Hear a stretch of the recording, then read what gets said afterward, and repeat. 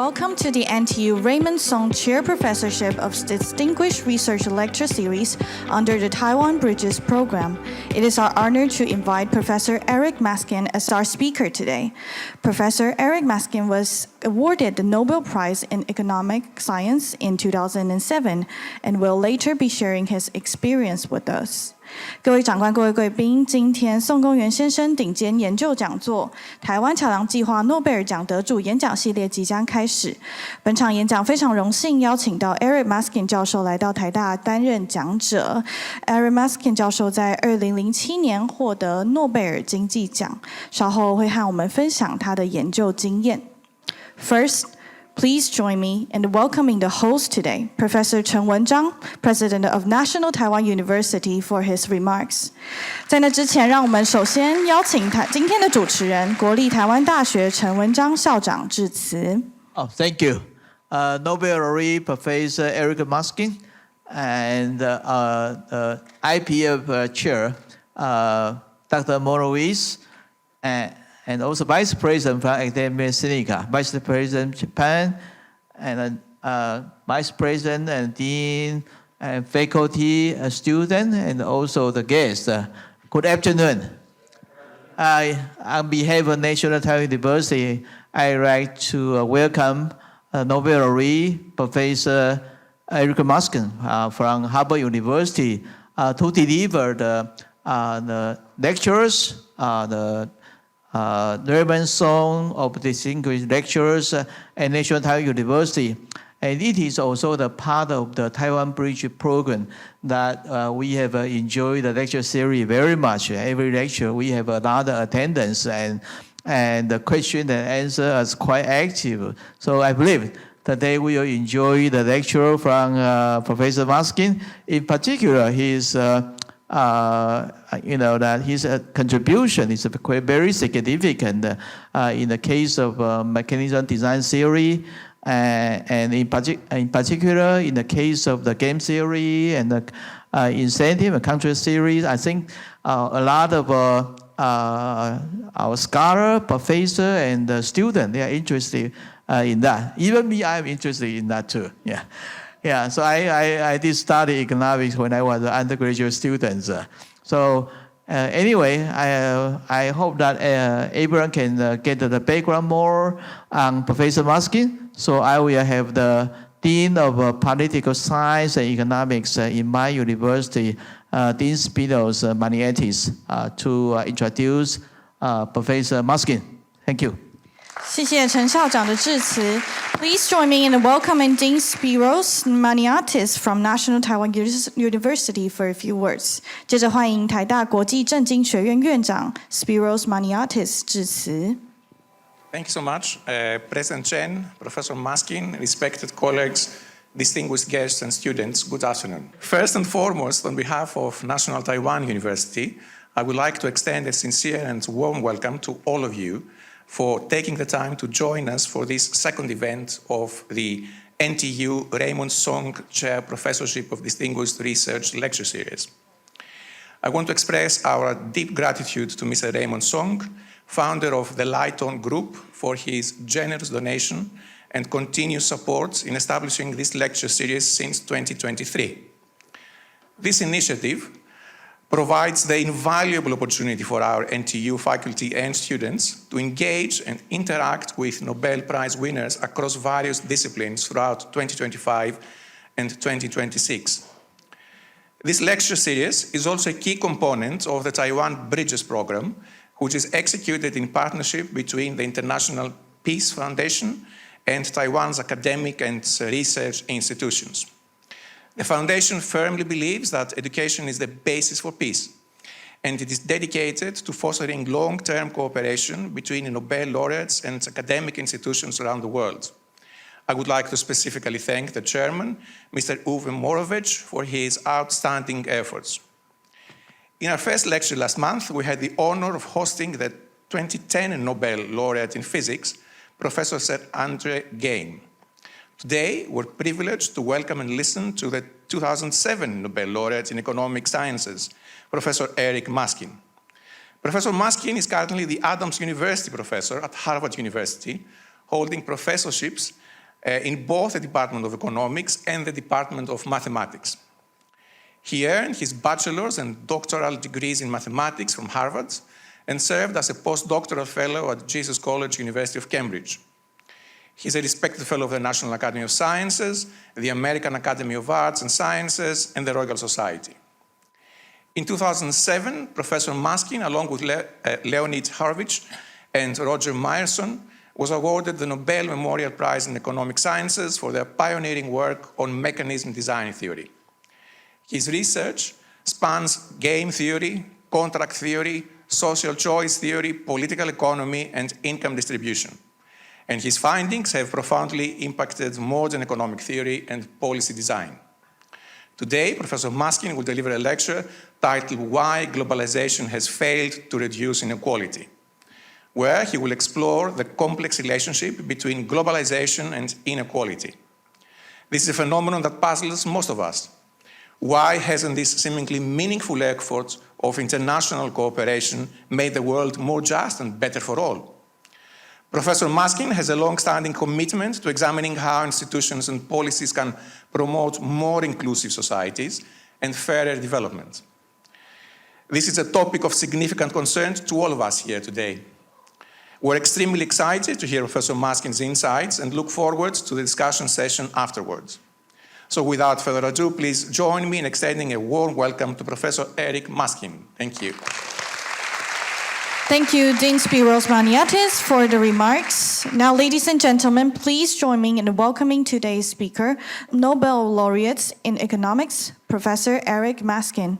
各位贵宾，现在请掌声欢迎诺贝尔奖经济奖得主 Professor Eric Maskin. Well, thank you very much. It's really a pleasure to be back at National Taiwan University. I've been here several times before, and I hope to be here many times in the future as well. Thank you. As you've heard, I'm planning to talk about the connection between globalization and inequality today. I don't think I have to explain my claim that globalization has enormously increased over the last 20 or 30 years. And by globalization, I mean that the trade across international boundaries in goods and services has increased enormously. But also, and this is a point that I will be stressing toward the end of my talk, globalization has meant that the very process of production has been internationalized, so that many of the goods we see are not just the product of one country, they are the product of efforts in many countries, and that will turn out to be important. Now, why has globalization occurred? Well, there are several factors involved. First, it's much cheaper today than it was, say, 50 years ago to transport goods around the world. But maybe even more important than that, there has been a decline in communication costs. It's now practically costless to communicate with someone on the other side of the world through the internet, and that has facilitated trade. And also important is that trade barriers in the form of tariffs, at least for many years, declined. We're seeing a resurgence, I find this very unfortunate, a resurgence in tariffs under the current American administration. Let's hope that that's temporary and will not be a permanent feature on the global scene. Now, globalization has made many promises to the world. It has held out the promise that prosperity would come to emerging countries and actually to rich countries as well. in that case, I think the promise has very clearly been kept.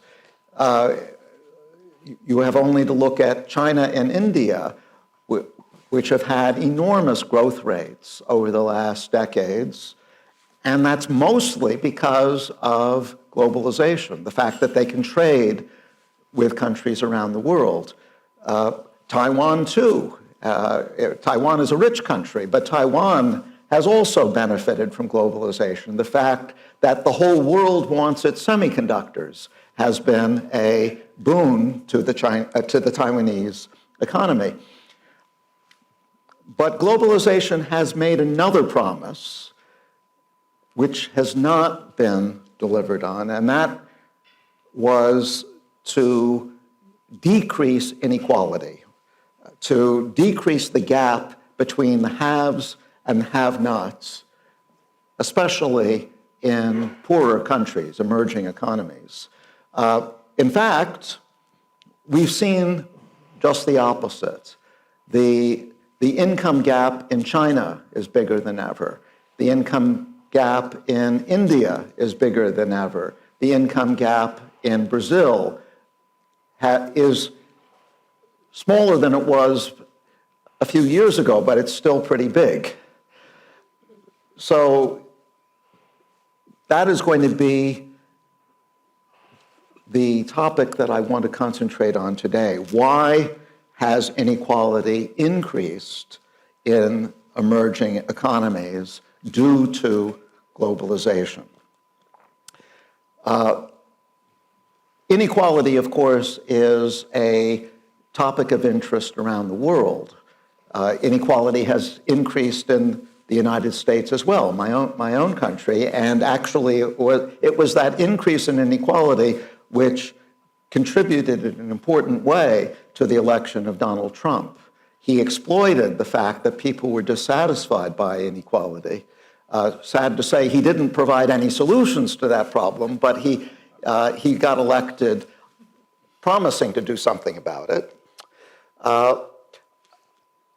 I really don't want to spend too much time, though, on inequality in rich countries today. I want to concentrate on poor countries because, as you will see, the increase in inequality there is more puzzling from an economic point of view. Now, why is inequality such an important issue? Why does it make such a big difference? I think there are three reasons why most people have some interest in the subject of inequality. First, there's a moral argument, an egalitarian argument, the idea that we are all human beings.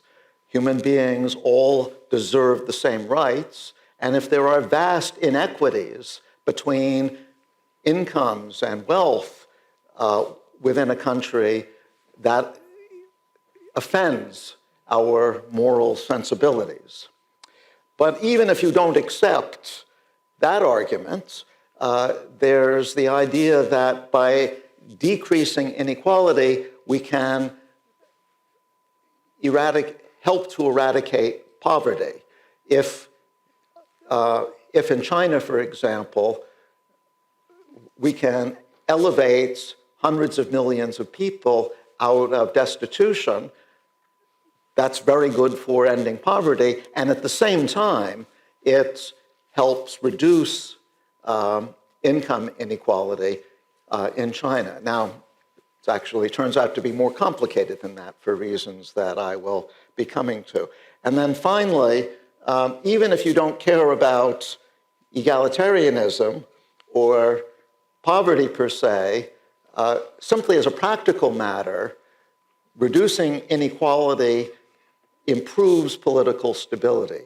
Countries which have radically wide income distributions and income distributions that are getting more unequal tend to be less politically stable. So just for holding together the social fabric, reducing inequality can be a useful tool. So now I come to the central question. Should we be surprised that inequality in emerging economies has been going up due to globalization? And interestingly, the answer from an economist standpoint is yes, because it contradicts a very important and very successful idea in economics, which is called the theory of comparative advantage, which is a principle that goes back over 200 years. It was first developed in its fullness by the British economist David Ricardo, and it's, as I say, it's been very successful for 200 years in predicting international trade patterns. And because it's so important, and because it predicts that free trade should reduce inequality in emerging economies, I would like to spend some time now explaining why the theory of comparative advantage makes that prediction. It turns out to be a wrong prediction when it comes to the recent globalization, but it was a correct prediction for previous periods of globalization. So I'm going to review very briefly the theory of comparative advantage. Theory of comparative advantage is based on the idea that the reason why different countries trade with one another is because these countries have different endowments in the factors of production. So, for example, a country like Taiwan, which doesn't have much by way of natural resources, has a great endowment of high-skilled people. And the reason why Taiwan is so successful is because of its high-skilled people. And so naturally, when Taiwan trades, it trades goods which use those skills intensely, such as semiconductors. So I'm going to simplify matters for purposes of discussion and assume that there are two factors of production, two inputs into production, and only two. There's high-skilled labor, people with a lot of skills, and there's low-skilled labor, people without much skills. And let's suppose that there are just two countries, again, to make things as simple as possible. There's a rich country and there's an emerging country, an emerging economy. And the reason why the rich country is rich is because it has a high ratio of high-skilled labor to low-skilled labor. The reason why the emerging economy is poor is that just the opposite is true. But because the rich country has such a high proportion of high-skilled labor, it has a comparative advantage in producing goods that require high skills. So computer software is an example of such a good, and I'm going to use software as my standard example. The emerging economy has a low ratio of high skill to low skill, so it has a comparative advantage producing goods where skill doesn't matter so much, and these are often agricultural goods, such as rice. Now, we're interested in how globalization affects production and how it affects inequality. So in order to understand that effect, we're going to do the following thought experiment. We'll look at production patterns and inequality before globalization becomes possible. So we'll start from a position where there's no trade between the rich country and the poor country. And then we'll look at production after international trade becomes possible. And we'll compare the two. And the difference between those two is the effect of globalization on production and on inequality. Okay, so let's start with a case where the two countries cannot trade with one another. We're looking at a simple world where there are just two goods. There's software and there's rice. Since the rich country can't get any goods from the poor country, it has to produce all the goods itself. So it produces software and it produces rice because consumers in the rich country want both software and rice. And same thing in the emerging economy. They want software and rice, and so companies in the emerging economy produce software and rice. But there's a sense in which producing computer software in the emerging economy is inefficient. It's making inefficient use of the labor force. The labor force is better suited for rice. So to the extent that production is being diverted away from rice to software, that's going to be bad for low-skilled workers because they're not much needed for software. They are needed a lot for rice. And so if the country is producing all this software, that's not good for low-skilled workers.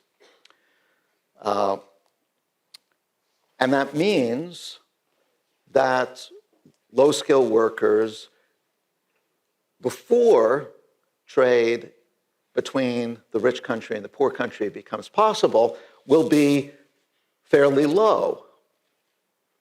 The demand for low-skilled labor will be low, and therefore the low-skilled wage will be low. And just the opposite is true for the high-skilled workers in the emerging economy. They are very much in demand for software production. They will benefit from this software production, and their wages will be high. So far I've talked about the pre-globalization case, the case where the two countries cannot trade. But now let's suppose that the door between the two countries opens and there can be free trade. What will happen?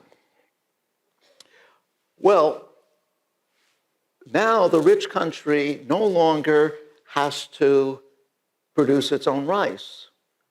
It can shift production away from rice to software and import the rice from the emerging economy. And that makes more sense from the rich country's point of view because it, as I said, it has a comparative advantage in producing software, so it should concentrate on software. In the emerging economy, we'll see just the opposite. We'll see a shift in production away from software to rice, and the software will be imported from the rich country. So that's how production will change as a result of globalization. How will inequality change? Well, because the emerging economy is now producing more rice and less software than before, the demand for low-skilled workers will be higher than before. They're needed for rice, they're not needed for software. So the demand for low-skilled workers will rise. The demand for high-skilled workers will decline. So the low-skilled wages will increase, the high-skilled wages will decrease, and inequality will be lower than before. So what I've now explained is why the standard prediction of the theory of comparative advantage is that globalization will decrease inequality in emerging economies. And in fact, this prediction was completely correct for 200 years until the current globalization. There actually have been quite a few previous periods of globalization. One of them was in the late 19th century, when it became much cheaper to send goods across the Atlantic Ocean. So at that point, the United States had become a major economy. Europe had been a major economy or collection of economies for hundreds of years already. But the trade between the US and Europe increased dramatically toward the end of the 19th century. At that time, Europe had a relative abundance of low-skill labor. The US had a relative abundance of high-skill labor. And just as the theory of comparative advantage predicted, when trade between the US and Europe increased, inequality fell in Europe. This is a well-established fact about the late 19th century globalization.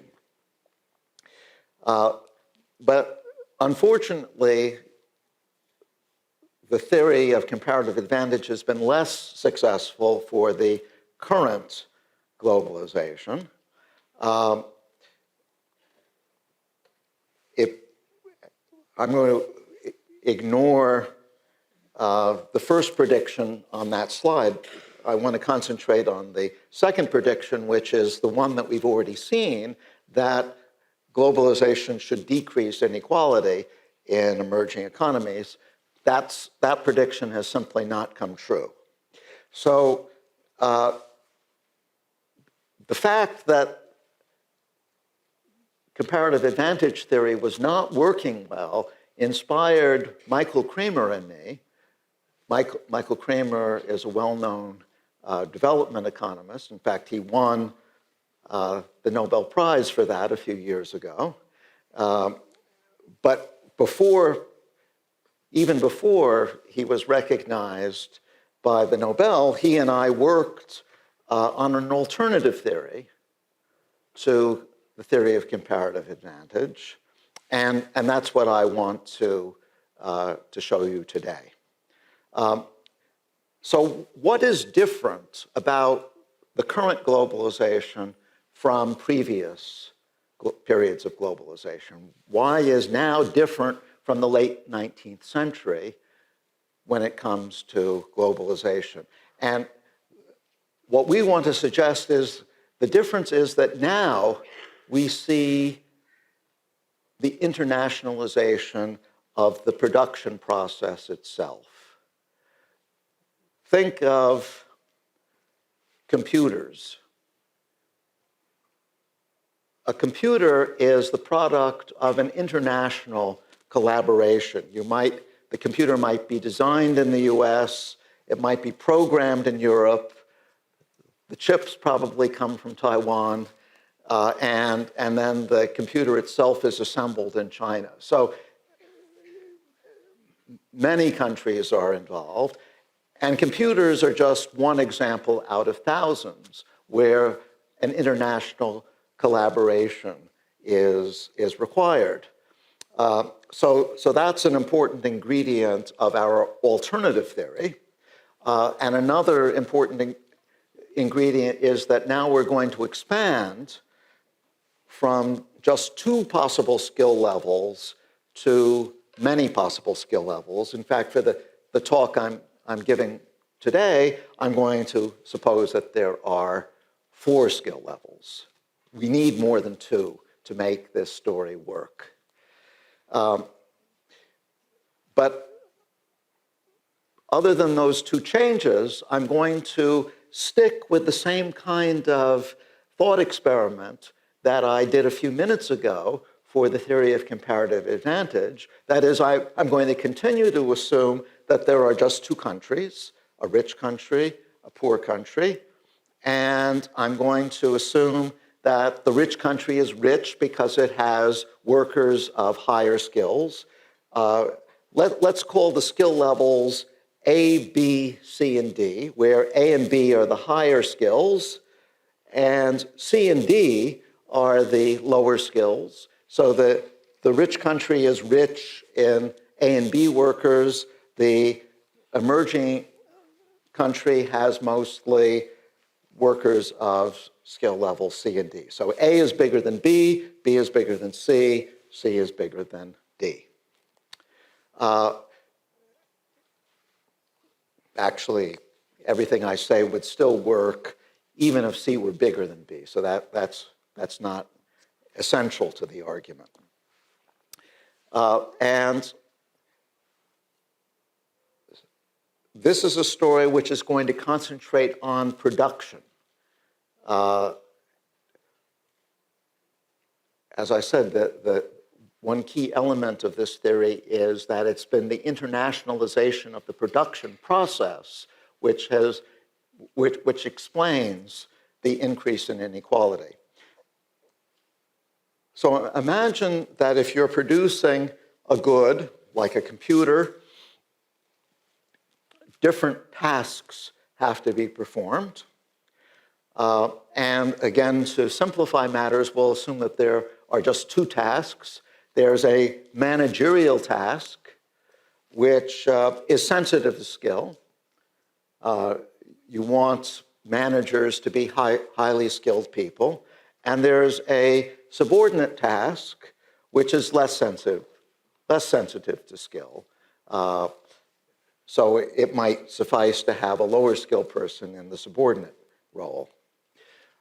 And we'll imagine that you get output by matching people together in these two tasks. You put someone in the managerial task, you put someone in the subordinate task, and then you get a corresponding amount of output. The amount of output you get will depend on the skill levels of the people performing the tasks. So the higher the skill, the more output you get. And I promise you, this is the only mathematical formula in the whole talk. It's output equals m squared times s. Now, what does that mean? M is the skill level of the manager. And we'll suppose that this is just a number. Higher numbers mean higher skill. And S is the skill level of the subordinate. So the fact that this is m squared S simply means that output is more sensitive to the manager's skill than to the subordinate skill. That's the only significance of this square here. So for example, just to illustrate this formula, if the manager's skill level is 4 and the subordinate skill level is 3, then this formula gives you m squared, 4 squared, 4 times 4, times 3, or 48.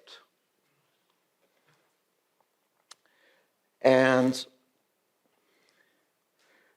everything is going to turn on how different workers are matched with one another.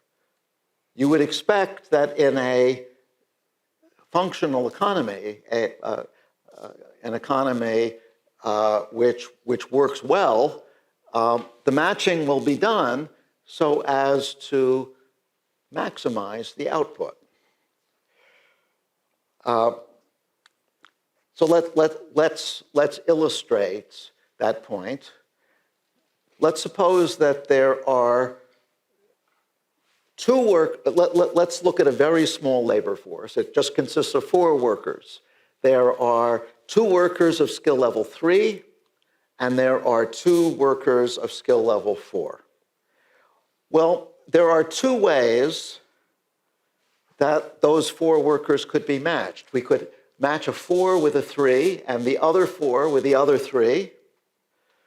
This is what I'll call cross-matching. It's called cross-matching because we have workers of different skills occupying the different tasks. Or we could have what I'll call homogeneous matching, where we have a 3-worker matched with the other 3-worker and a 4-worker matched with the other 4-worker. Well, if you calculate the output for these 2 different matches, you'll see that it's higher for cross-matching in this example. And so we would expect that if we had a labor force consisting of 2 3-workers and 2 4-workers, we would get cross-matching, not homogeneous matching, because we would get more output with the cross-matching. But that depends on this being the labor force. Suppose we had a different labor force,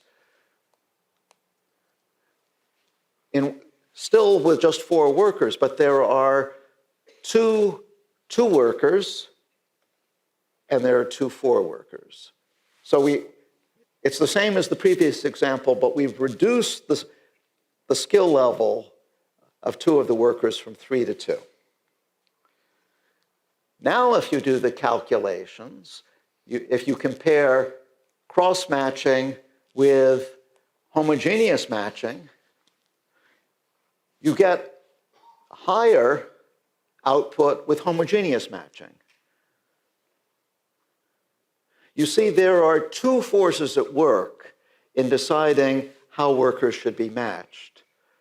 On the other hand, so on one hand, because the 2 tasks, the managerial task and the subordinate task, have different sensitivities to skill, that pushes you in the direction of cross-matching, where you have a higher skilled worker in the managerial task and a lower skilled worker in the subordinate task.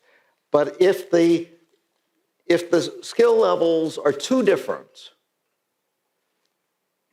then it's a waste to pair a high-skilled worker with a low-skilled worker. You're losing the great skill advantage of the high-skilled worker. In that case, you want to have homogeneous matching, where you pair a high-skilled worker with another high-skilled worker. And so you see there's a balance between those 2. Whatever we see in practice will be a compromise between these 2 opposite force principles. So let's apply this idea to our 2 countries. And as I said, we're going to do the same thought experiment we did when we talked about the theory of comparative advantage, but we're now going to apply it to this alternative theory. So we have the 2 countries. The rich country has A and B workers. The poor country has C and D workers. I'm going to suppose that I'm going to plug in some particular numbers, but actually the analysis that I'm going to go through would work for a very wide range of numbers.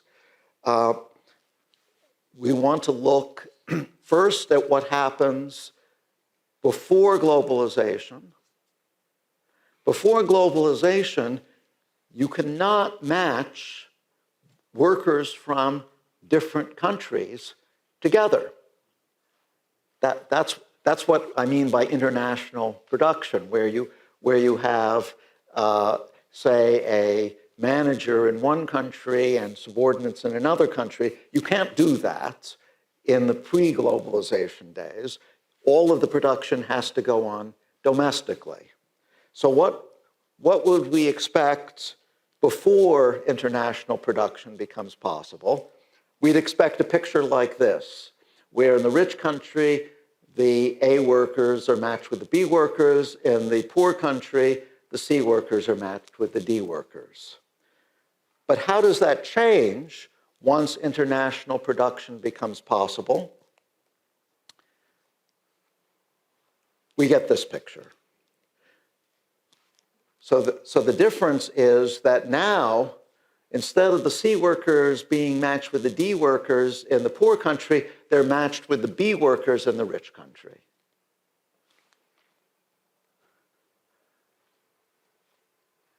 And let's see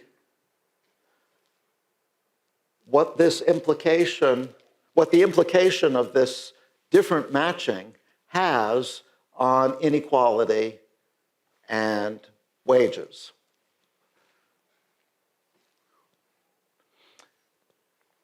Well, notice that the C workers used to be stuck with the D workers. The D workers are the least skilled people of all. Now they have this new employment opportunity. They can work for an international company or a company that competes with an international company and get matched with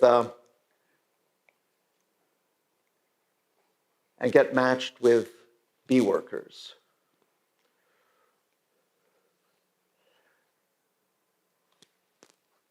And that's going to be good for the C workers. Their productivity is enhanced by the fact that they're now working with higher skill people than before. So we would expect that thanks to globalization, C worker wages will rise. But the poor D workers who used to be matched with C are now left on their own. Their wages either stay the same or perhaps even fall because they don't have new employment opportunities like the C workers. So they're not better off as a result of globalization. So we expect the C worker wages will rise, the D worker wages will stay the same or fall, and so just as we were expecting, inequality in the emerging economy will actually increase as a result of globalization. Notice this is in sharp contrast to the theory of comparative advantage, the standard theory. So inequality is made worse. And this we would claim is it's a very simple, but I think actually quite empirically compelling explanation for why inequality rose in Brazil and India and so forth as a result of globalization. Now, what do we do about it?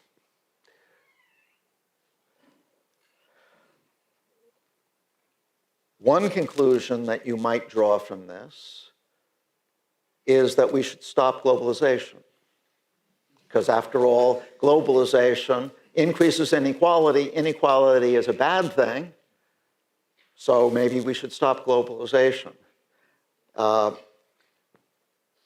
think that would be a terrible policy conclusion to draw, because after all, globalization has contributed enormously to the well-being of the world. The world is a much richer place now than it was 30 years ago. And I'm not talking about just the rich countries. The poor countries have got richer too, at least the ones that have been involved in globalization. So the problem is not that globalization is a bad thing. It's not a bad thing, but it has this unfortunate outcome of increasing inequality. So the right answer, I think, is to do something about the inequality, not to try to end globalization, but to do something about the inequality. What should we do? Well, the problem in the poor country, the emerging economy, is that these D workers are left out of the picture. They don't get the new job opportunities that globalization brings. How do we fix that? Well, we do something to try to improve their skill level. We give them education. We give them job training. And that enables them to benefit from globalization also. The problem, of course, is that education and job training don't come for free. Someone has to pay for them. And the workers themselves can't afford to do that. We're talking about these D workers who are some of the poorest people in the world. They're probably subsisting on rudimentary agriculture. They can't afford to go to school. They can't afford to send their children to school. So we can't expect them to pay for it. You might hope that employers, people who hire workers, could give them job training. But notice that they're probably not going to have the incentive to do that. Because if I'm a D worker and you're a company that is thinking of hiring me, yes, you could give me the training so that my skill level would be raised appropriately. But after you do that, I don't have to work for you. I could go to work for your competitor. And then not only will your investment in me have failed to pay off, but you're actually helping the other company. So we shouldn't expect that employers will have sufficient incentive to solve the inequality problem on their own. However, government can do something about this. Governments can create subsidies for companies that are willing to train D workers. By subsidizing the training, the government gives companies the incentive to do the training. Government can also subsidize education, either by offering free education or at least giving grants and scholarships to poor students who wouldn't be able to get that education otherwise. So there is lots of scope for increasing the skill level of D workers, and that, I think, is the optimistic side of the picture that I'm painting here. Yes, globalization leads to inequality, but we can, if we have the political will, do something about that inequality through education and job training. So if the theory I've outlined to you today is correct, and I think by now there is a fair amount of evidence that it is, then the right course of action is not to try to stop globalization, even if that were possible, may at this point not be even realistic. Donald Trump has tried to do that, but hasn't succeeded very much. But we shouldn't be trying to stop globalization. Rather, we should be allowing low-skill workers, the D workers of the world, to share in the benefits of globalization too. And with that optimistic remark, let me stop and thank you for your attention. Thank you, Professor Eric Maskin, for your informative and inspiring thoughts. We will be entering the Q&A session shortly. Please have a seat. Now, I would like to invite our panelist of today, Professor Eric Maskin, the 2007 Nobel laureate in economics, Professor Wang Daoyi, distinguished professor at the Department of Economics, NTU, and our moderator today, Professor Huang Zhenying, a distinguished professor at the Department of Economics, NTU, will take the stage for the Q&A session. 我们现在请掌声欢迎 Professor Eric Maskin, 台大经济学系王道一特聘教授与黄真颖特聘教授上台进行问答交流。So I should get started, and I would like to use this chance to say that let's have fun and let the sincerity flow. And I think the utmost important thing is to ask sincere questions. So if you feel that you, like me, my English is not very good. So if you feel that you feel uncomfortable and you would like to ask in Chinese, we have this almighty Joseph here. He can translate any language into English, including Japanese. So try him, and so let's shoot. So any questions so far for Professor Maskin?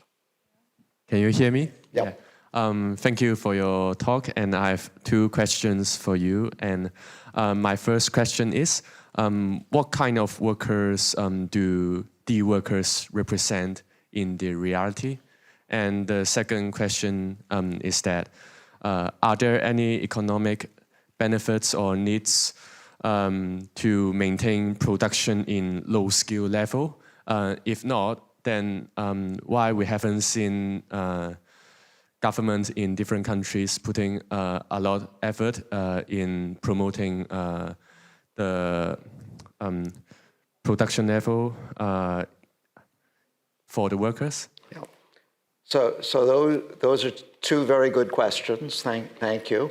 The first question is, I was talking about D workers. Who are these D workers in reality? I think in most countries, D workers are people who work in what I would call subsistence agriculture. That is, they grow enough so that they can survive on what they produce, but they don't produce much more than that. They may sell their produce in local markets, but they're not going to be selling things internationally. They can't compete at the international level. So subsistence agriculture is a good example of a D worker activity. And as for government efforts to promote skill, we actually have seen a fair amount of effort there. To take one example, I mentioned that Brazil has had very high income inequality, and this was an outcome of globalization. But the Brazilian government has taken important steps for reducing inequality by something that's called conditional cash transfers. So think of subsistence agricultural workers in Brazil. For generations, these families have not been able to send their children to school. Why? Because they're needed to produce food. They can't afford to go to school. It's too costly to the family. But the problem is, if they're not going to school, they stay poor. They don't have the skills to get a better life for themselves. So conditional cash transfers are payments by the government to poor families, subsistence agricultural families, on the condition that they send their children to school. So this is good for the family because they get this cash, And it's good for the children because they get to go to school and make a better life for themselves. And it's good for Brazil because it helps to reduce the income inequality in Brazil. So everyone gains from a scheme like this. And this is actually a fairly common tool now in many countries with high inequality. But I would argue that it could be used on an even bigger scale. It really needs to be scaled up to solve the inequality problem once and for all. But very, very good questions. Hello. Hello. Thank you for the fantastic speech, Professor Maskin. I was wondering for the equation, because I'm a physicist and I am really interested in numbers, and I was wondering, in a typical company, you wouldn't have just one manager managing only the employees underneath them. You would have multiple levels of managing. Yeah. And I was wondering, instead of output equals m squared s, could you have m1 squared times m2 to the power of, I don't know, 1.5, times m3 to the power of 1.2, things like that? And in that case, you could have a very skilled manager on the top level impacting even the lowest levels of productivity in the supply chain. And I guess that would also imply an approach of more intensive managerial interactions between different levels, where you would have managers encouraged to interact with levels in proximity of their command level in the company. Thank you. So a very nice observation. For the purpose of this talk, I simplified matters and supposed that there were only two tasks, but you're absolutely correct that in reality, of course, there are more than two, and that helps break the force against matching people of very different skill levels. I mean, that if there are only two tasks and they have very different skills, it might be extremely inefficient to match them together. But maybe if there are multiple layers, then you can have the very skilled matched together with the very unskilled, and that's correct. However, the more skill levels you have in a given organization, the bigger that organization is going to be. And it may, after a point, it may simply be inefficient from a supervisory point of view to expand still further. There's a reason why there's not just one company for the whole country, why there are companies of different sizes, because after a point, getting still bigger is no longer makes economic sense. So given that there's a constraint on how big and how complicated companies can be, the same principles that I was talking about in the two-task case still apply in the multitask case. But you raise a very valid point. I'm going to give Joseph an edge. He has a question about inequality to ask. Okay, so I was wondering, would language being like a bilingual language, being a way to help these D-level workers, because that also helps them to match with some of the foreign workers.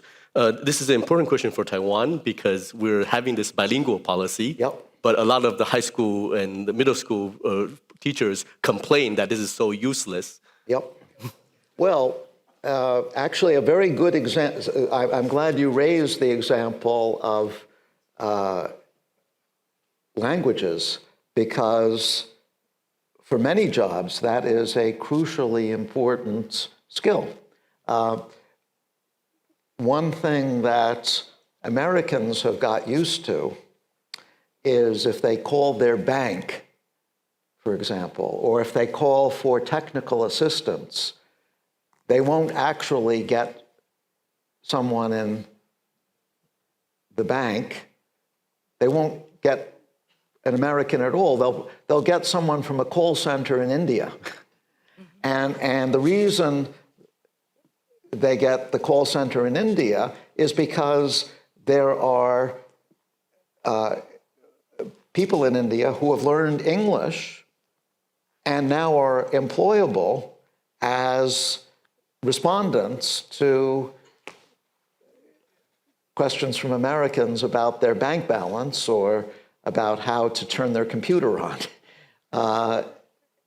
And those jobs are only possible because of the bilingualism that is encouraged in Indian education. So I'm very much in favor of bilingualism. It raises skill levels. Thank you so much for your sharing today. So I have one question regarding your presentation. So you claim that according to the Ricardian model, the inequality, the globalization should reduce inequality. And you found out that after the period of around 1980s, it's not correct anymore. The globalization actually increased the inequality, right? Right. So at this time, I also realized during this period, it's also a time that technology is booming and it's very fast growing of technology. So my question here is, how do you separate the growth of technology to the globalization here? I mean, like for example, if we control all variable, we keep let's say globalization not happen, and we still let the technology grow. Do you think this is also a main driver of the inequality? So you again, a very good question. Was technology the major driver of increased inequality? Unquestionably, technology aggravated, made worse the problem of inequality because technology has, again, favored workers with high skills. High-skilled people can use computers, low-skilled people can't. So high-skilled workers get the benefit of increased productivity from working with these computers. You'll notice that in my presentation today, I didn't mention technology at all. And the reason I didn't mention technology is because fundamentally, it was not technology which explained most of the inequality. It was the internationalization of production that explained the inequality. So I will agree that technology made the problem worse, but it was not the central cause. The central cause, I would argue, was the globalization of production.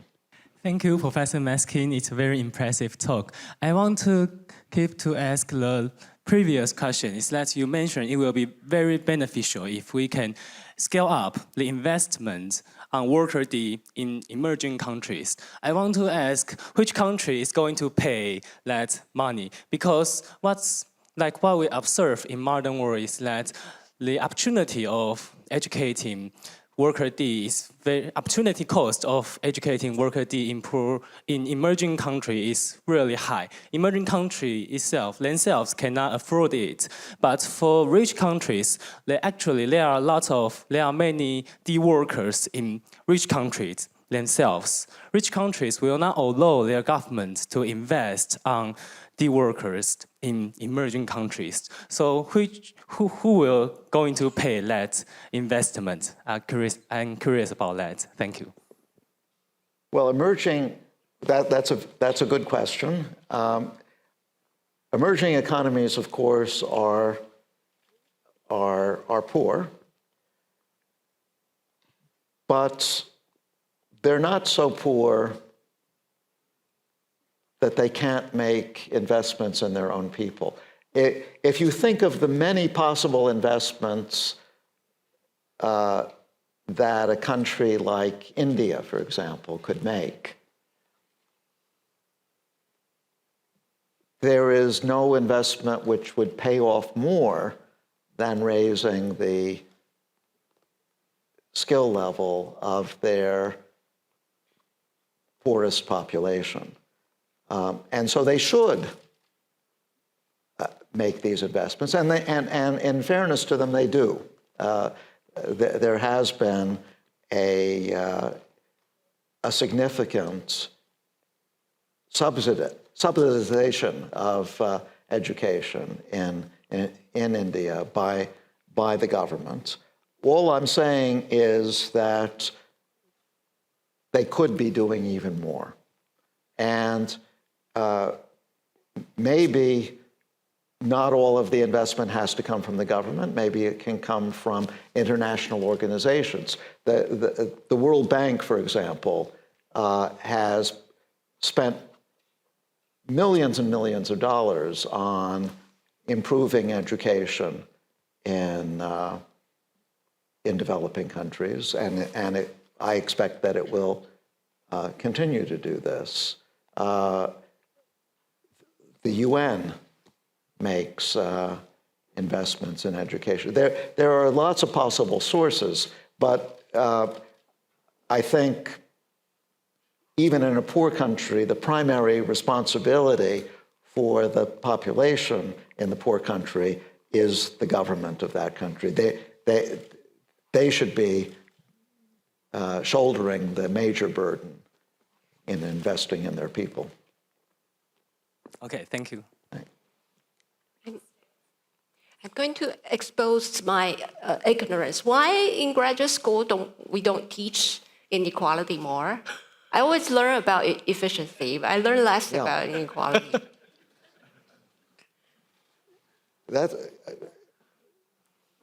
So I think if you went back to Harvard, Chen Ying was my student many years ago at Harvard, and I'm very proud of her.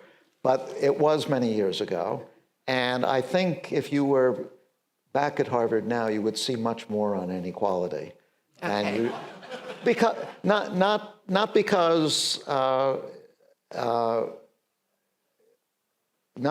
because Harvard has improved so much, although I think it has improved a bit, but because inequality has become a more central issue in the political and global landscape. So you would definitely see it now. Maybe I should go back. Come back anytime. Okay. Hello. Thank you for the presentation. And you mentioned Donald Trump a couple of times during the presentation, and I want to ask a question regarding him. Using the argument of Professor Daniel Roderick, he argues that hyperglobalization has significantly reduced global inequality by lifting hundreds of millions out of poverty in developing countries, but at the cost of sharply increasing within country inequality in advanced economies and eroding democratic policy space. So to what extent do you agree that the political backlash against globalization, like populism, protectionism in wealthy nations, is a justifiable response to these domestic costs? Well, thank you for that question. Danny Roderick happens to be my colleague at Harvard, and he's also a friend. And I agree with him that what he calls hyperglobalization has been a problem, but I would describe the problem somewhat differently from the way he does. the problem with hyperglobalization, by which he means globalization at a very fast pace, has been that our ability to adjust to the changes that it creates has been reduced.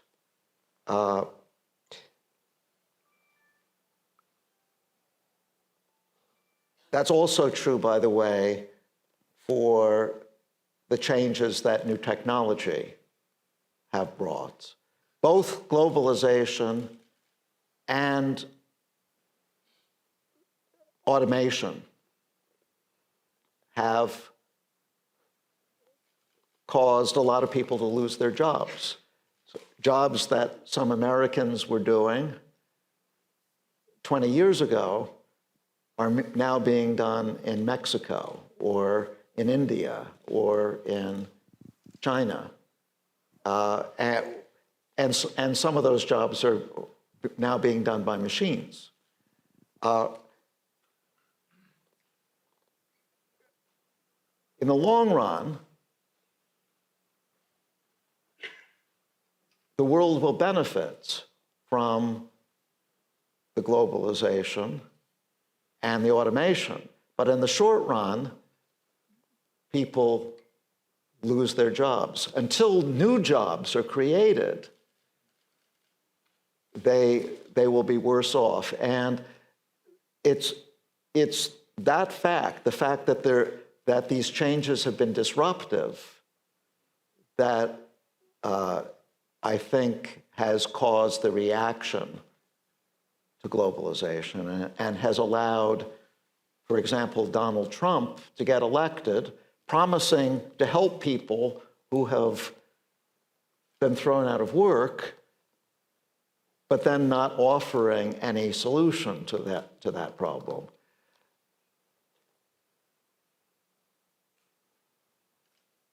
My argument is that we shouldn't be stopping the globalization or automation process. Even if it were stoppable,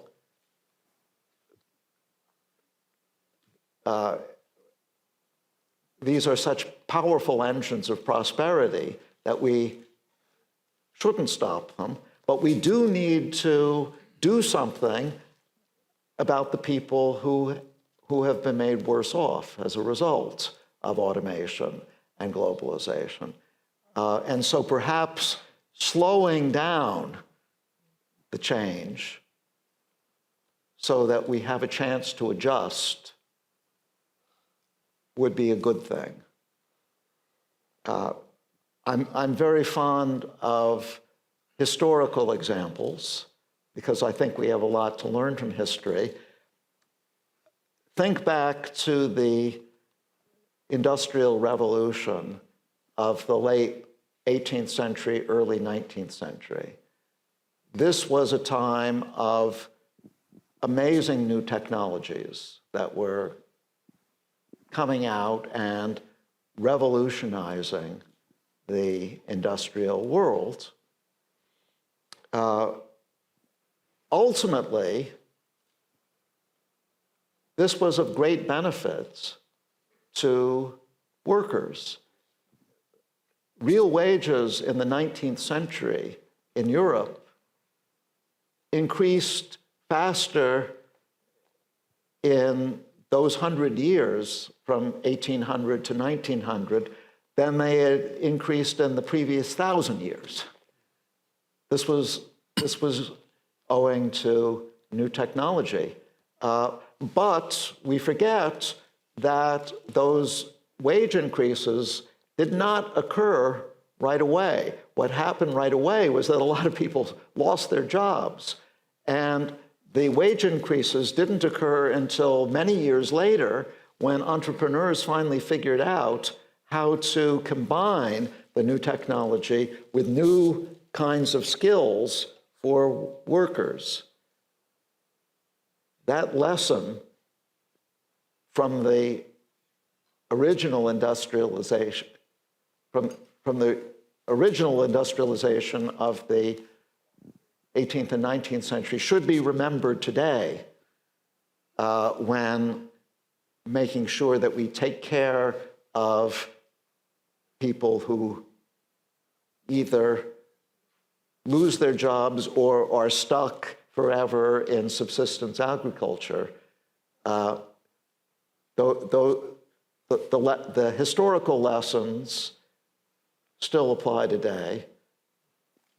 We do need to take an active role in making those people's lives better. It's not going to happen automatically, or it's not going to happen automatically for many, many years. That's why we need governments involved in promoting education, why we need government involved in promoting job training. That's a long answer to your question, but I think it required a long answer. Professor Maskin, thank you for sharing your thoughts with us, and I enjoy your talk very much. In your model, it seems that the labor supplies of the Type C and Type D workers are fixed. But when the economies are open for trade, actually it changes the incentives to invest in education.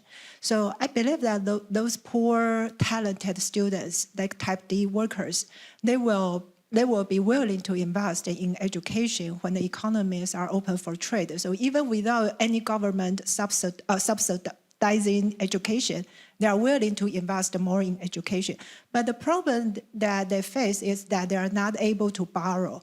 So I think that the credit market imperfections are also a very important problem in this issue. So what government can do is beyond just the subsidizing education. Maybe they can do more. Maybe they can improve the efficiency in the credit market. You are absolutely correct. When I said that the D workers couldn't pay for the training themselves or the education themselves, I meant exactly what you're saying, that they would not be able to get a loan to pay for the education they need. At least they could not be able to get a loan unless they got assistance, say, from the government. The government guaranteed the loan or something like that. So yes, credit market imperfections are critical to the story of why D workers cannot borrow their way out of poverty. You're right. I'm very thankful that my mom can finance my higher education. Yeah. Hi, Professor, and thank you for your inspiring talk regarding the mechanism behind the globalization and inequality. And you have mentioned that the producers' lack of incentive to train workers because they might leave for other competitors. But in the globalization world, didn't the domestic government face the same so-called free rider problem? Like in Taiwan, the government keeps the tuition low to build a skilled workforce. But in the scenario of globalization, many of us can easily move to other countries for the better pay. So why does the domestic government still have the incentive to educate us if they risk losing us to the global market? That's a very good question. And in fact, what some countries do in order to hold on to their well-trained workers is to insist that if they help pay for a person's education, perhaps they even are willing to pay to send that person abroad to a foreign university. In return, the person has to promise to come back at least for a period of time. This is a very common arrangement where yes, you get a government scholarship, and you can take it anywhere you want in the world, but then you have to come back for 2 years or 5 years, some period of time to, in effect, repay the debt that you've incurred. Otherwise, you're quite correct. There is a free rider problem, and governments might be reluctant to train their own people. Thank you, Prof, for your presentation. In the beginning of your presentation, you mentioned about the policymakers in this inequality, and even you mentioned about your country in US. And my specific question is that if, for example, if your president is in front of you, what is the piece, a golden piece of your advice to him to reduce this inequality? What would I recommend to Donald Trump? If only he would listen. The problem is that he's been getting terrible economic advice. And he's certainly not listening to me. But if he did, I think I'd recommend 2 things in particular. First, get rid of the ridiculous tariffs. We should have learned through hundreds of years of painful experience with tariffs that they are a bad idea. If I want to trade with you, if you and I are talking about making a trade, it's presumably because if we make the trade, we're both going to benefit. But a tariff is a tax on trade. If I have to pay something to trade with you and you have to pay something to trade with me, we're less likely to make that trade, and therefore we're less likely to mutually improve ourselves. So by that very simple logic, you can see that tariffs are not a good force for promoting prosperity. So I would recommend to Trump that he get rid of the ludicrous tariffs that he's imposed. But the second thing I would do is that he should live up to his promise to help the people who have been thrown out of work because of globalization or thrown out of work because of automation. Those are the people who elected him, and he hasn't done anything for them. Ironically, his predecessor, Joe Biden, the previous president, did do a lot. Biden had the government invest a lot of money in what we call community colleges. These are not the same as universities. They are local institutions which give people training for jobs that are actually highly in demand. And so they're a great way of getting people employed in jobs which pay a reasonable wage. Biden invested hundreds of millions of dollars, but the problem is that those investments do not get realized until years later. If you subsidize my education so that I can learn how to be an electrician, for example. Electricians, by the way, are very much in demand in the US. I'm not going to be working as an electrician for some years. So the payoff to the investment is not immediate. And one problem with Trump is that he's unwilling to do anything which doesn't give him a return right away. So we're sacrificing any kind of long-term investment for short-term showmanship. That's what Trump is about. He's about showmanship rather than about real accomplishments. There are many other things I could say to Donald Trump as well, but I think those are the two things that I would start with. How can we make a politician having longer foresight than looking more forward? That's a very good question, and it's not an easy one to answer, but I think once again education is part of the answer. So to take a problem like climate change. Climate change is for the most part a very long-term problem.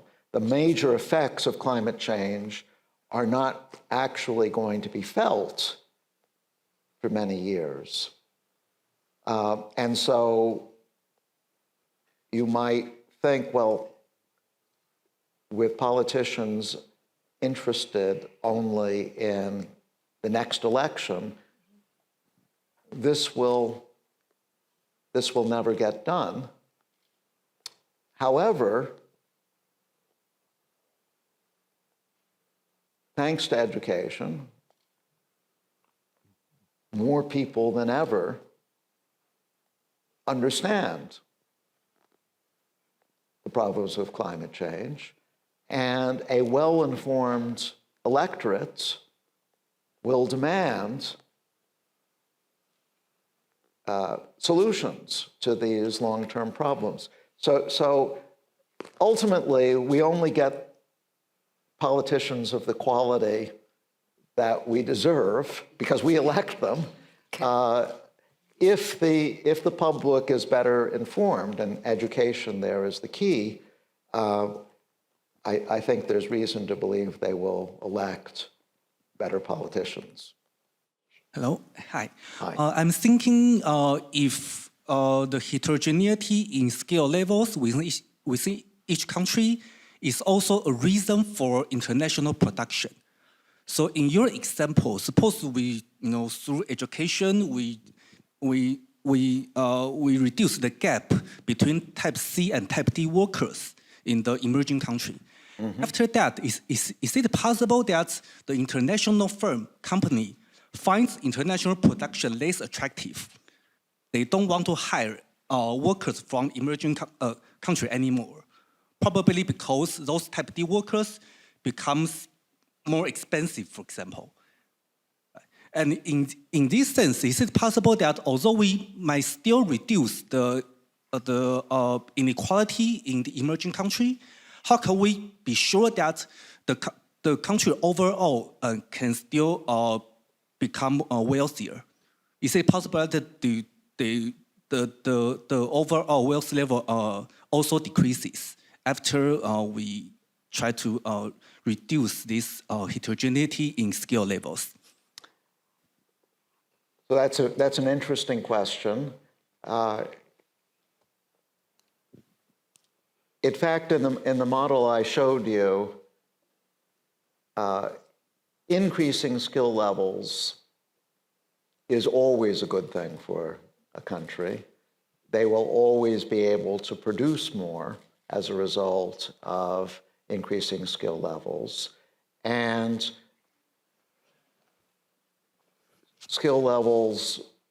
increasing skill levels will also make workers more attractive to companies based abroad, it's true that they are going to have to pay them more, but they will also be getting higher productivity. So again, you can show in this model that C and D workers both become more attractive as their skill levels go up. Now, it's too much to expect any country to eliminate inequality altogether. That you can do in a simple model, but you're never going to be able to do that in practice. Nevertheless, by concentrating investments on the low-skill workers, you can reduce inequality, and any such investment is going to move things in the right direction, at least in models related to the one I talked about. You could probably dream up some other model where that doesn't happen, but the point I want to make in favor of the model I showed you today is that it seems to fit the facts of globalization as we know them. It does a pretty good job of putting everything together. Hi, thank you so much for this lecture. It is very inspiring. So I would like to go back a little bit to earlier questions about politicians, like incentive of the politicians in lowering inequality. We have talked a lot about the US, right? But I think the incentives for politicians to actually perpetuating inequality is more pronounced in emerging economies to maintain their legacies in politicians. And although it is risky for maintaining inequality among the poor of the poor, but as long as the median voters still supports that those politicians in maintaining inequalities or only doing policies for short-term winnings, I personally think that programs like retraining might not be as supportive as other alternatives. So how would you explain this situation, or how would you suggest an alternatives to cope with these situations in emerging economies? So thank you for that question. You make a good point, which is just because an emerging economy could do something about inequality, it might not, because the median voter in that country might not be a D worker, might be someone of higher skill, or at least of high enough skill so that they would not be receiving most of the benefits of this investment. That's absolutely right. And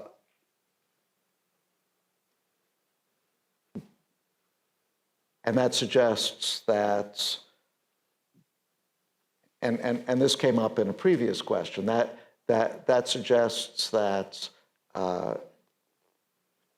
we're never going to see inequality eliminated altogether, even if it were theoretically possible. But let me come back to something I said toward the beginning of my talk, which is that one motivation for trying to do something about inequality is political stability. as the political leader of a country, I might be motivated to improve the lives of, say, subsistence farmers. Not because they're my main constituents, but because I'm worried that there's going to be too much social unrest if I don't do something about the inequality. Take a country like China. China doesn't even have elections, but the government still cares about inequality because it cares about the possibility of social mobilization. So even authoritarian governments do have incentives to do something about inequality, maybe not to cure it altogether, but to move things in the right direction. And that was, that I think is the main takeaway from my talk today, not that you could ever get rid of inequality completely, but that there are things that can be done that will effectively attack it, even if the government is not listening, especially to e-workers. Very, very good point you raise. We have too many questions, so maybe the principal should reserve another trip for Professor Maskin to come back very quickly. So I think we can still take like one more question. Okay. Thank you. Taiwan actually benefit from international trade. Like in the last 49 years, we always have trade surplus over the years. So we accumulate those wealth and investment in education. So in my generation, which is 1990s, I think in my generation, we have less than 50% that we can get into the college. But now, in the last 2 decades, it is fair to say that our young people have 100% to get into the college. I think everyone can agree about this, observation. But however, we still have inequality problem. So according to your suggestions that government should investment in education, which is done in Taiwan, and we have 100%. So by your definition, maybe we can say that all workers become C workers in Taiwan. But my question is that in some area like semiconductor, our workers now, maybe they become, some of them become B workers or even A workers in some special cases like TSMC. I think they are the world leaders as A workers in Taiwan. So in this case, it might violate your basic assumption, but which is what we observe in Taiwan. So I'm not sure that how to solve this problem because we invest in education actually, but we still have inequality problem. That is my question. Thank you.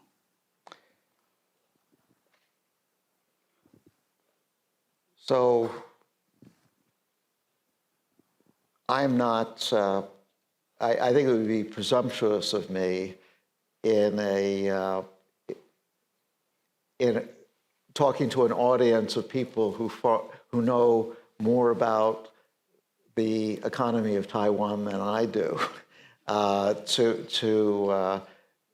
to explain inequality in Taiwan. But let me talk about inequality in the U.S. U.S. like Taiwan is a pretty rich country, and yet it has a problem with inequality.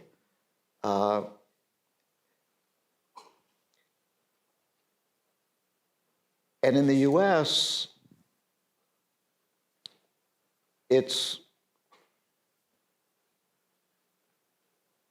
not that some people get to go to school and others don't. Everyone goes to school. But some people acquire skills that are in demand, and others don't. And it's the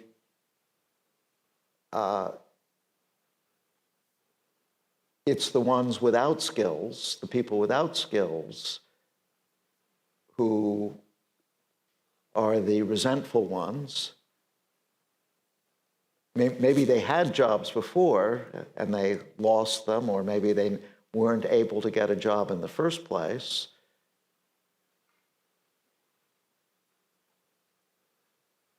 So the answer to that problem is not